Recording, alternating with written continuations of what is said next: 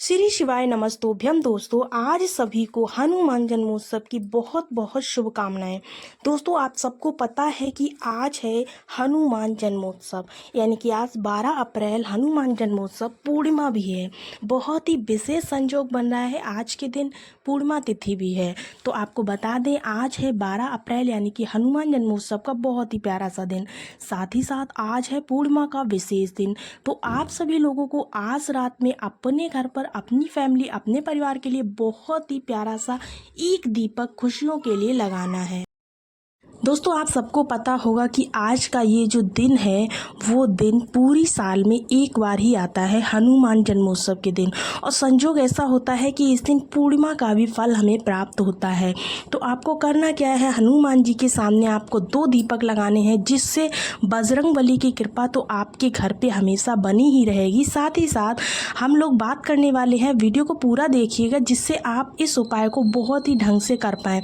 देखिए, वीडियो छोटा सा ही है लेकिन उपाय बहुत ही ज़्यादा यूज़फुल रहेगा आपके लिए।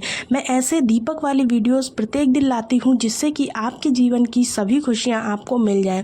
आपको करना क्या है, आपको दीपक लगाना है। तो वो आप कौन सा दीपक ले सकते हो। देखिए, बात करें अगर दीपक की, तो आपका मन हो तो मिट्टी का दीपक जला दो, आपका मन हो तो आटे का दीपक लगा सकते हो। लेकिन आज के दिन ये जो दिन है, जो उपाय है, बहुत स्पेशल है। देखो, स्पेशल क्यों है, 3 तिथियां एक साथ पड़ रही हैं।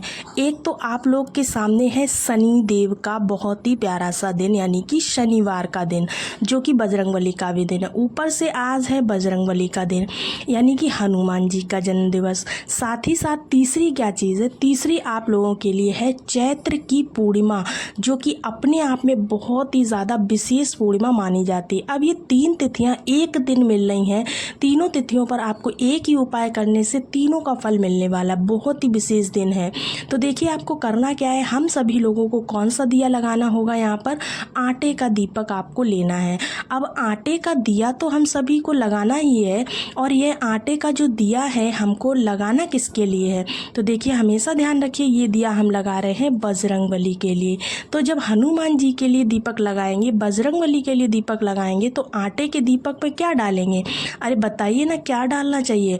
तो सही बताए तो आटे के दीपक में आपको भरना है सरसों का तेल। क्या भरना है, सरसों का तेल डालेंगे। आपको तिल का तेल यहाँ पर यूज़ नहीं करना है, ना ही किसी प्रकार का घी यहाँ पर इस्तेमाल करना है। ठीक है, अब बात कर लेते हैं इस दीपक को आपने लगाना कहाँ पर है। तो आप लोगों के घरों में हमेशा ही बजरंगबली की मूर्ति तो होती ही होती है। किसी के यहाँ फ़ोटो होती है, किसी के यहाँ मूर्ति होती है, या कोई प्रतिमा होती है। तो शाम के टाइम पे प्रदोष काल जो होता है, प्रदोष काल का जो समय है, उसके बाद में आप इस उपाय को कभी भी कर सकते हो। प्रदोष काल से पहले नहीं करना है।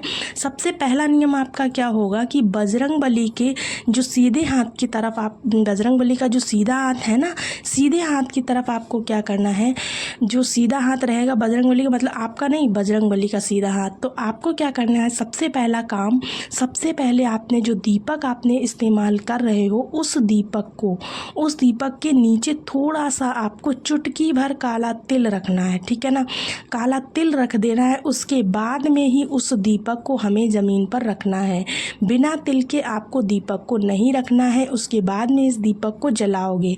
इसमें बत्ती कौन सी लगानी होगी, तो हमेशा ध्यान रखिए, इसमें आपको बत्ती लगानी होगी गोल। कैसी बत्ती लगाओगे, गोल बत्ती लगा करके आपको इस दीपक को प्रज्वलित करना है। दोस्तों, जिस भी व्यक्ति के जीवन की गति एकदम से रुक गई है, आज रात में ये उपाय करने से आपके जीवन में सभी चीज़ें एकदम से क्लियर चलने लगेंगी। भगवान को भी याद इंसान नहीं करता है, समझ में नहीं आता है कि आपको आज के दिन तो कम से कम बजरंगबली का जाप कर ही लेना चाहिए। तो आप लोग अगर जाप नहीं कर सकते तो आप इस वाले उपाय को तो कर ही सकते हो। एक चीज़ का आपको विशेष ध्यान रखना है, जब आप दीपक को प्रज्वलित करेंगे तो आपको गतिमान भगवान यानी बजरंगबली के दूसरे नंबर के छोटे भाई का क्या नाम है, गतिमान भगवान, इनका नाम लेकर के उस दीपक को प्रज्वलित कर लेना है। इस तरह से आपको इस दीपक को प्रज्वलित करना है।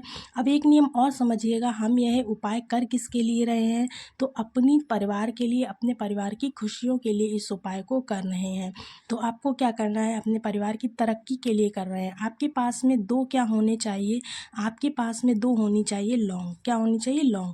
तो 2 लौंग का अब आपको करना क्या है, देखिएगा दोस्तों, इस जलते हुए दीपक के अंदर आपको दोनों लौंगों को रख देना है। केवल रखना है, मतलब उसको जलाना नहीं, आपको रख कर छोड़ देना है, जिससे बजरंग बली की पूरी कृपा आपके घर के ऊपर बनी रहेगी और गतिमान भगवान का जो भी आशीर्वाद है वो आपको मिलता रहेगा, जिससे आपके जीवन की सभी तकलीफ़ें दूर हो जाएंगी। तो चलिए बढ़ते हैं अपने दूसरे उपाय की तरफ। दूसरा जो उपाय है वो क्या है, किस लिए करना है और कैसे करना है, इस वीडियो में हम बात कर लेते हैं। दूसरा जो उपाय है, आज का ये दिन है शनिवार का, और शनिवार के दिन हम सरसों के तेल का उपाय कैसे भूल सकते हैं, नहीं भूल सकते हैं, इसी की बात हम करने वाले हैं। सबसे पहले समझ लेते हैं कि हमें क्या चीज़ की ज़रूरत पड़ने वाली है। जो सरसों का तेल का उपाय है हम करने जा रहे हैं, इसके हमें क्या क्या फ़ायदे होने वाले हैं, तो देखिएगा। मान लीजिए कि आपके घर का कोई भी सदस्य या कोई भी इंसान ऐसा है जिसकी बहुत दिनों से दवाइयाँ चल रही हैं, तो ये उपाय उसके लिए बहुत ज़्यादा ज़रूरी है। देखिए, दवाइयों से बचने के लिए, यानी कि रोग से बचने के लिए आपको इस उपाय को ज़रूर से करना है। करना कैसे है, तो ध्यान से सुनिएगा, इस वीडियो में हम सब कुछ बताने वाले हैं। तो आपको लेना है सरसों का तेल। जो सरसों का तेल सभी के घर में मिल जाता है, ज़्यादा मात्रा में लिया नहीं जाता है, बल्कि कम मात्रा में ही लेना है। आपको 1 चम्मच के आसपास सरसों का तेल ले लेना है। उसके बाद में क्या करना है, सरसों के तेल के साथ में जो काले वाले तिल होते हैं ना, वो काले तिल आपको लेने होंगे। कितने काले तिल लेने हैं तो गिनती नहीं करनी है, आपको 1 चुटकी काले तिल ले लेने हैं, ठीक है ना। काले तिल लेने के बाद 2 चीज़ें आपके पास हो गई हैं। उसके बाद में क्या करना है, आपको 1 चुटकी काले तिल लेने के बाद में जो सरसों का तेल आपने लिया है ना, उस सरसों के तेल के अंदर ही आपको वही काले तिल डाल देने हैं जो आपने 1 चुटकी लिए हुए हैं।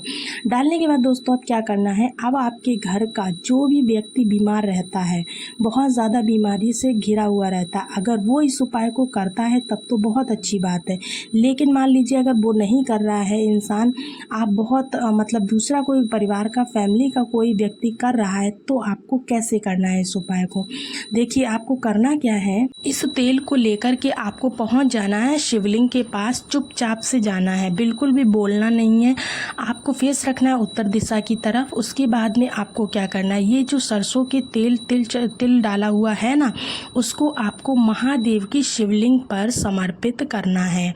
कैसे करना है, देखिए, आपको कौन सा नाम लेना है समर्पित करते समय, तो आपको कुंदकेश्वर महादेव के नाम से उस पर समर्पित करते रहना है। धीरे धीरे करके समर्पित करिएगा। आज इस उपाय में हम कुंदकेश्वर महादेव का नाम लेकर के ही इस उपाय को करेंगे। और दूसरा जो नाम है, अगर आपको कुंदकेश्वर का नाम याद नहीं रहता है तो आप शनिवार के दिन आप सभी लोगों को काशी विश्वनाथ का भी नाम लेकर इस उपाय को कर सकते हैं, या फिर महादेव भी कह सकते हैं। काशी विश्वनाथ के नाम से भी आप इस उपाय को कर सकते, कोई दिक्कत की बात नहीं। दोनों ही नाम महादेव के हैं, दोनों ही नाम दवाइयों के लिए ही हैं। सरसों के तेल में काले तिल जो डाले थे, सारा तेल आपको धीरे से चढ़ा देना है। चढ़ाने के बाद में आप 1 लोटा जल ले जाइए, उस जल को आपको महादेव की शिवलिंग के ऊपर समर्पित कर देना है तिल का तेल चढ़ाने के बाद में। आज शनिवार का दिन है, पूर्णमासी का दिन है, बजरंगबली का जन्मोत्सव है, सारी की सारी तिथियाँ आपकी एक साथ पड़ी हैं। आज के दिन अगर आपने इन दोनों में से कोई भी एक उपाय कर लिया तो आपके जीवन में बहुत सारी समस्याएं हल हो जाएंगी। बहुत ही प्यारे से थे दोनों उपाय। आई होप आप सबको बहुत अच्छे से समझ में आए होंगे। अगर आपको नहीं समझ में आए हैं तो आप कमेंट्स में कमेंट करके हमसे पूछ सकते हैं, मैं आपका रिप्लाई ज़रूर दूंगी। तो चलिए, उम्मीद है कि बहुत अच्छा लगा होगा वीडियो। अगर पसंद आया हो तो एक लाइक ज़रूर कीजिएगा। मिलेंगे आपको अगले वीडियो में, तब तक के लिए सभी को जय श्री राम, जय श्री हनुमान।